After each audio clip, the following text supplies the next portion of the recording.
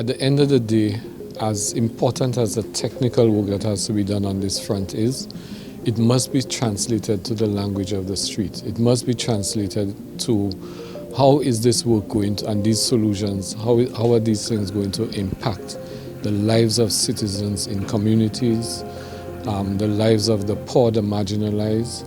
How, for example, are we going to use renewable energy to light up poor communities and people not have to spend maybe a quarter of their meager income on paying electricity bills from fossil fuel charges. And so it's all good and well to have these wonderful massive conventions, wear a tie and a jacket, but it's also important to have it trickle down to the layman and that he can understand that he too, even at the village level, the street level, is an important player and that his voice is being represented at the highest level. We are not in this time looking at pilot projects. We are looking this time transformational project. We are talking about whole sector, we are talking about whole economy.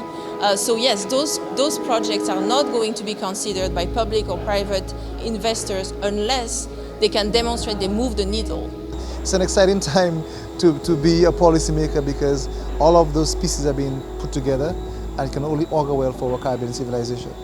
Make this thing meaningful to the person in the community, improve the quality of lives of our people, and to most importantly have them as co-drivers on this journey of development. We are almost in an echo chamber.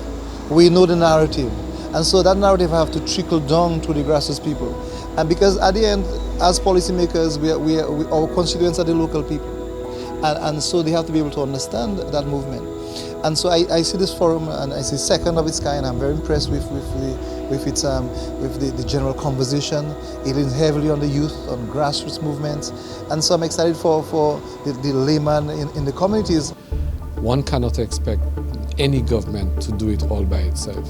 It has to be a whole of society approach that involves government, private sector, communities, special interest groups. You know, communities organizing in order to take charge of their areas of responsibility, to define their interests. These things will help to empower and build democratic engagement by citizens in the development of the country.